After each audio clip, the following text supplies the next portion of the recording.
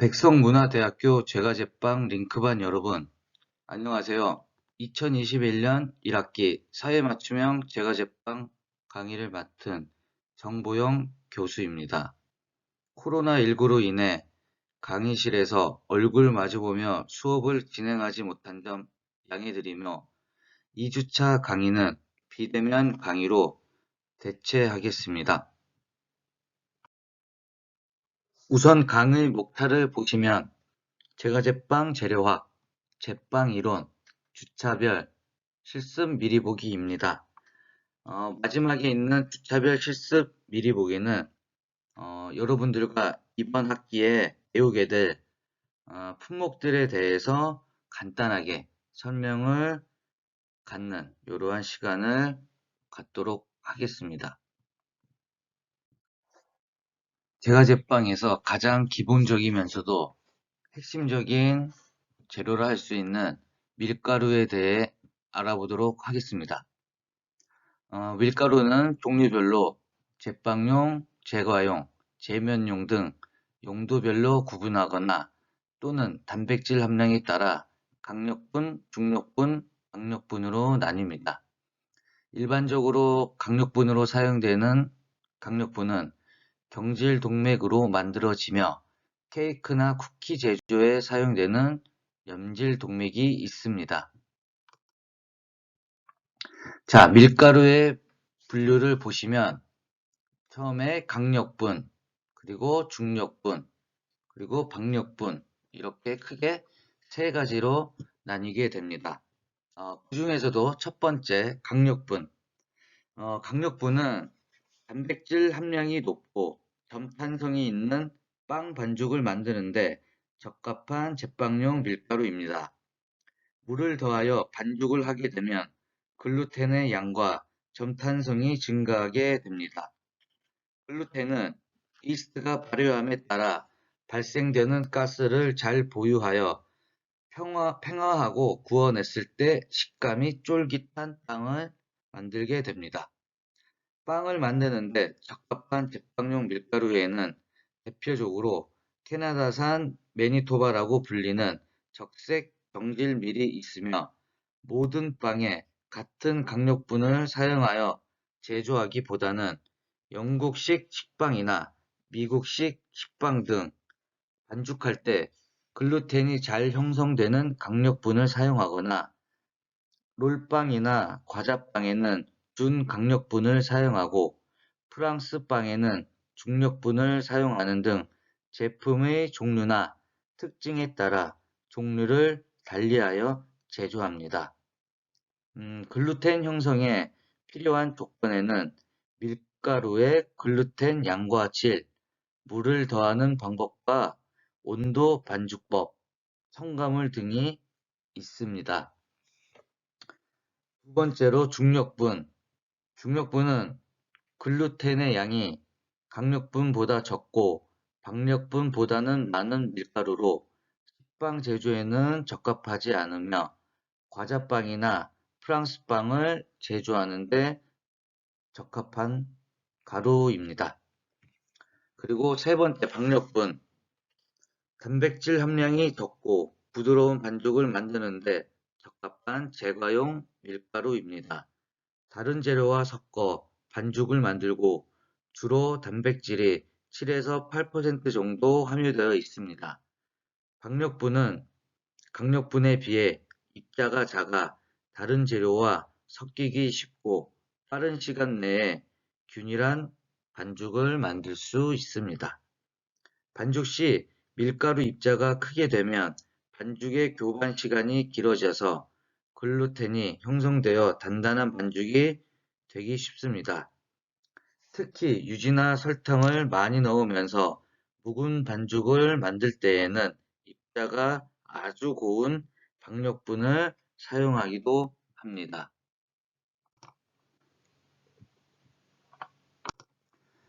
밀가루에 대해서 간단히 설명을 드렸는데요.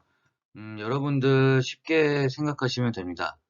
제빵에는 강력분, 제과에는 중력분 이렇게 사용하신다고 보면 되지만 물론 제빵에도 중력분을 사용하거나 제과에서도 강력분을 사용하는 등 이러한 경우도 없지는 않습니다.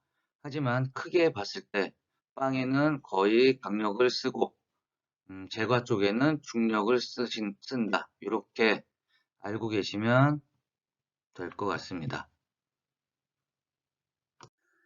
기타 가루에 대해서 알아보겠습니다. 기타 가루에는 첫 번째 호밀가루, 두 번째 콩가루, 세 번째 활성 글루텐, 네 번째 옥수수 가루, 다섯 번째 보릿가루 등 이 다섯 가지를 제외하고도 여러 가지 제빵에 응용할 수 있는 이러한 가루들이 있습니다.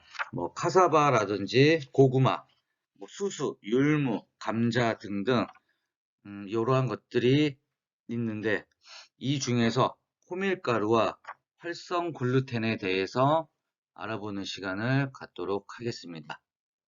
우선 호밀가루는 호밀을 재분한 가루로 원산지는 서남아시아로 알려져 있으며 러시아, 독일, 폴란드, 스칸디나비아 등 북부 유럽 나라에서 호밀빵의 주 원료로 이용하는 가루입니다. 내한성이 강하여 척박한 토지와 건조한 사질토에 적응성이 높아 동부 및 북부 유럽에서 식용으로 소비하며 우리나라는 독일로부터 도입하여 재배되기 시작하여 강원도와 충청도 지역에서 소량 생산되고 있습니다. 호밀가루의 성분을 보면 호밀가루는 밀과 일반 성분은 비슷하나 주 성분은 당질이 70.9%, 단백질이 12.6%, 지방은 1.7%, 회분은 1.9%, 수분은 10.5%, 섬유질 2.4%로 구성되어 있습니다. 호밀가루의 단백질은 밀가루와 양적인 차이는 없으나 질적으로 많은 차이가 있습니다.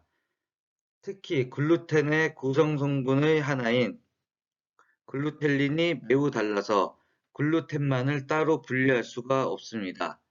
따라서 호밀가루로 만든 반죽은 잘 부풀지 않고 제품의 결이 곱고 치밀한 것이 특징입니다.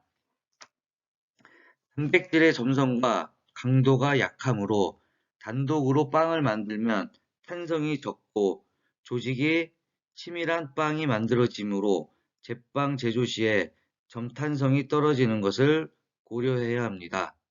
또한 호분층의 색소로 인해 진한 갈색이 되며 주로 밀가루와 섞어 빵에 이용하고 특유의 맛과 저장성이 높은 것이 특징입니다. 그래서 여러분들 드셔보신 빵도 호밀로 만든 빵이 있겠지만 호밀 가루를 어떻게 밀가루 대비 몇 프로 정도 50%, 70% 아니면 많게는 90%까지 적게는 20%까지 이렇게 호밀 배합을 어떻게 하느냐에 따라 빵이 얼만큼 부풀고 덜 부풀고 또 색감 이런 것들을 아마 나중에 조금 더 사용해 보시고 해 보면은 호밀가루를 이용해서 반죽을 해 보면은 아마 그 호밀가루에 따른 이 제빵에서의 이 특징들을 좀 더 알 수가 있을 겁니다. 지금 이렇게 이야기로 이렇게 듣는 것보다는 나중에 이렇게 호밀가루를 이용해서 빵을 만들었을 때 이 빵의 변화라든지 이런 거에 대해서 좀 더 쉽게 이해를 하실 수 있을 겁니다. 그래서 여러분들 아마 호밀빵도 많이 드셔보실 텐데, 맛있고 요새 건강식으로 많이 이용을 하기 때문에 많이 좋아하는 분들은 좋아하지만 또 이 호밀이 너무 많이 들어간 빵들은 무겁고 딱딱하기 때문에 약간 거부감이 나타내는 이러한 사람들도 많이 지금 있습니다. 네. 그 다음으로는 활성 글루텐에 대해 알아보겠습니다.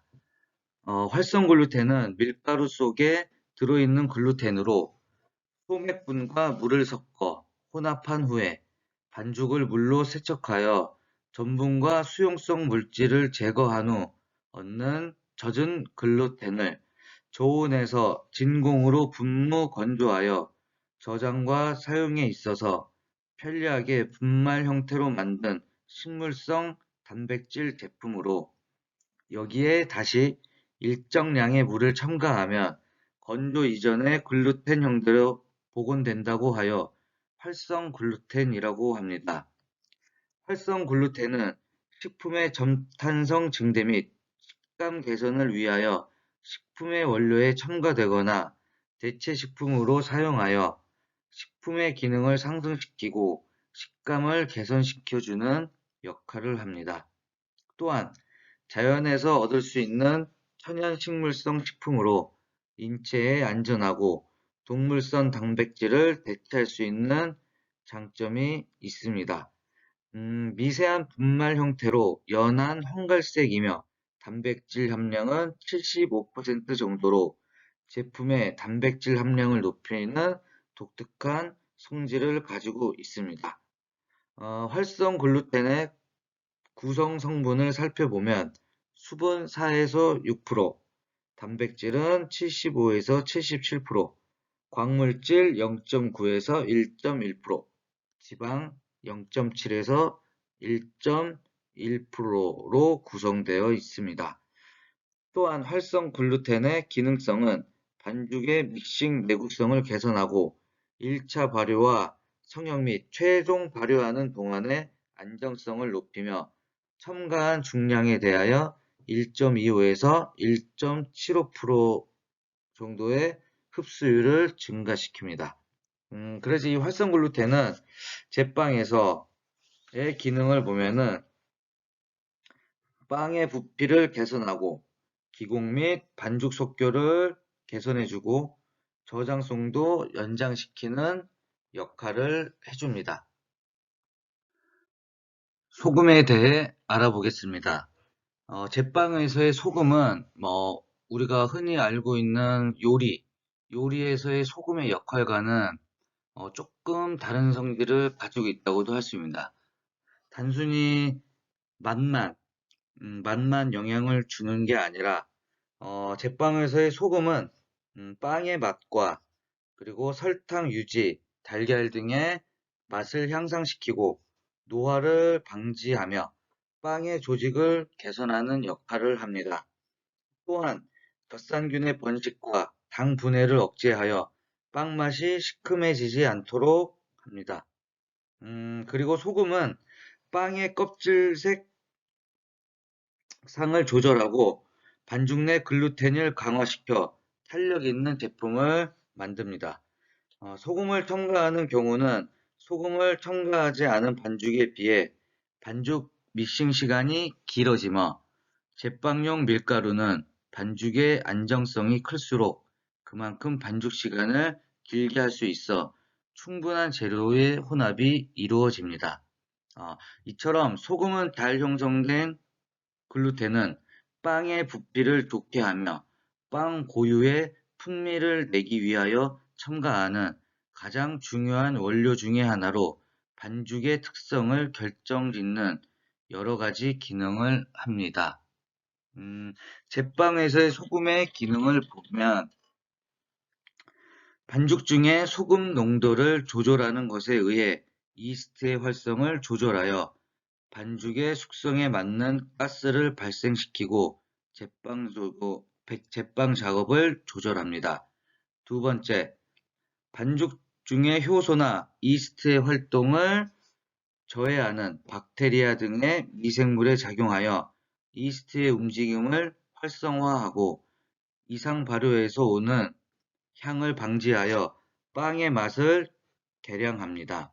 세 번째, 설탕에 의해 제공되는 단맛과 함께 맛을 증진시키며 빵을 만들 때 소금의 첨가량이 부족하게 되면 풍미를 잃어 빵 본래의 맛이 나지 않게 됩니다.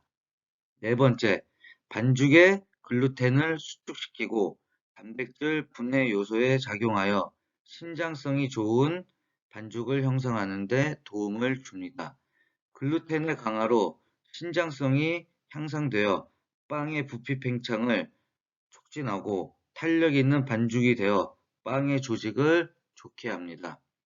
다섯 번째, 빵의 습기를 포착시켜 빵의 노화를 방지합니다.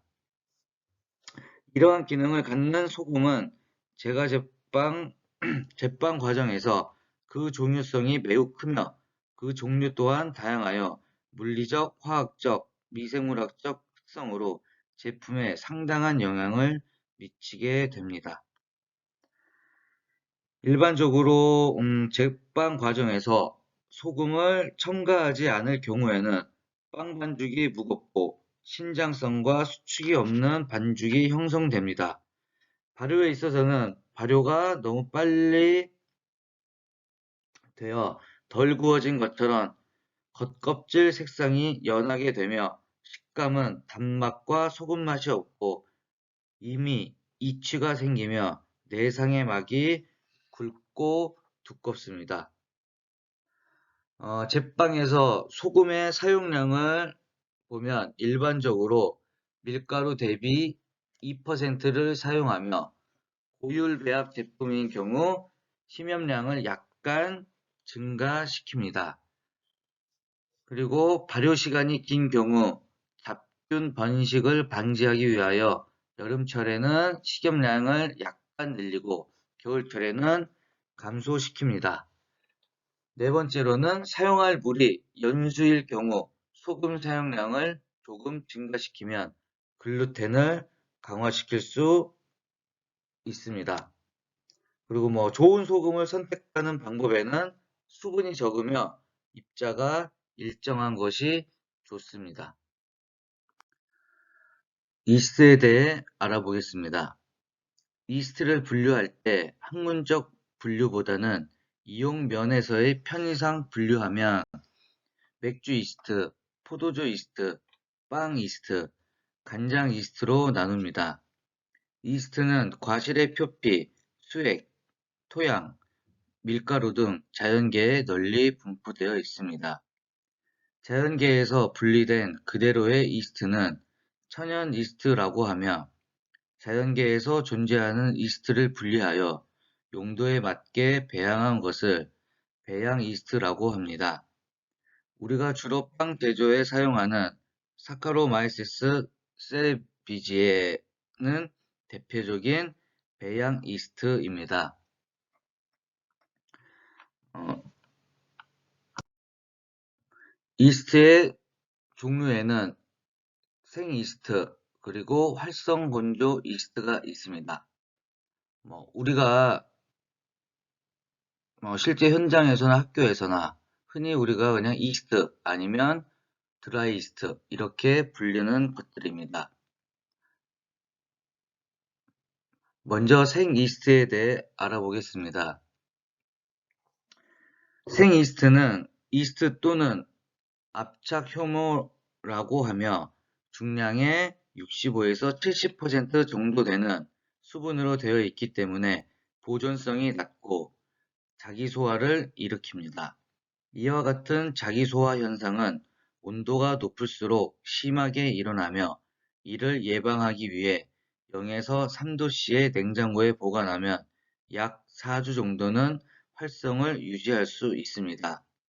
한편 온도가 55도씨에 이르면 대부분의 이스트는 활성을 잃게 되므로 발효 과정에서 직접 열원이 접촉되는 것을 피하는 것이 바람직합니다.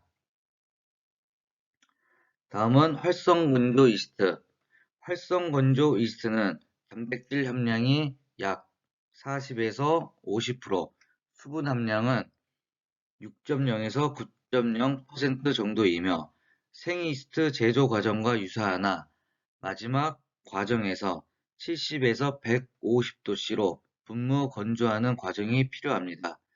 이 과정에서 약간의 이스트 세포들은 죽거나 활성이 약해지며 건조한 제품을 다시 수화시킴으로써 이스트 활성은 많이 감소됩니다. 건조 이스트는 반죽에 첨가하기 전에 반드시 수화를 시켜야 활성을 극대화할 수 있으므로 40에서 43도씨의 물에 용해하여 사용하는 것이 바람직합니다. 그 다음으로 활성 건조 이스트의 사용 목적을 보면은 첫 번째로 생 이스트에 비해 혼합 시간을 단축시킬 수가 있습니다. 두 번째, 빵의 색상이 개선됩니다. 세 번째, 빵의 풍미가 개선되기 때문에 고급 빵류 및 하드롤 등에 많이 이용합니다. 활성 건조 이스트의 사용량을 보면 과자빵 반죽의 발효력은 설탕의 첨가량이 적거나 없는 반죽에 비해 2분의 1 정도로 되기 때문에 보통 식빵류의 반죽에서는 생 이스트를 2.5에서 3.0% 사용하며 과자빵에서는 5에서 6% 정도 사용합니다. 활성건조 이스트의 사용량은 제품에 따라 약간의 차이는 있지만 일반적으로 생 이스트 사용량의 2분의 1 정도가 사용되고 있습니다. 다음은 이스트의 사용량에 대해 알아보겠습니다. 빵의 제조에 있어 가장 중요한 것은 이스트의 사용량입니다. 식빵의 경우 2%, 단과자빵은 3에서 3.5%, 슈톨렌의 경우에는 10% 정도를 사용하는 등 빵의 종류에 따라 이스트의 사용량과 발효 시간에도 차이가 있습니다. 설탕이나 탈지분유, 소금 등과 같은 부재료의 사용량에 따라서도 이스트의 사용량이 달라지며 손으로 하는 작업 공정이 많거나 실내 온도가 높고 작업량이 많을 때에는 이스트의 사용량을 다소 감소시켜 사용해야 합니다. 또한 생 이스트와 천연 효모를 병행하여 사용하거나 발효 시간을 지연시킬 때에도 이스트의 사용량을 조절합니다. 반대로 글루텐의 질이 좋은 밀가루를 사용하거나 설탕, 소금, 분유의 사용량이 많고 발효 시간을 감소시킬 때에는 이스트의 사용을 증가시킵니다.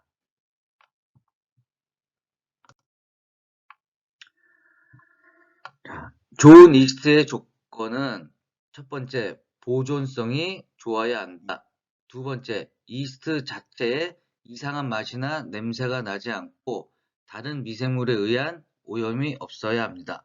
세 번째, 발효력이 강하고 지속성이 있어야 합니다. 네 번째, 수화 시 물에 잘 녹고 반죽 속에 균일하게 분산되어야 하고 밀가루 중에 발효 저해 물질에 대한 저항력이 있어야 합니다. 이스트의 보관은 이스트는 살아있는 생물이기 때문에 항상 신선한 것을 사용하는 것이 좋습니다. 이스트의 보존 온도가 낮아질수록 보존 일수는 기하급수적으로 늘어납니다. 이스트를 보관할 때는 냉장 온도가 가장 적당하고 보통 0에서 5도씨 정도입니다.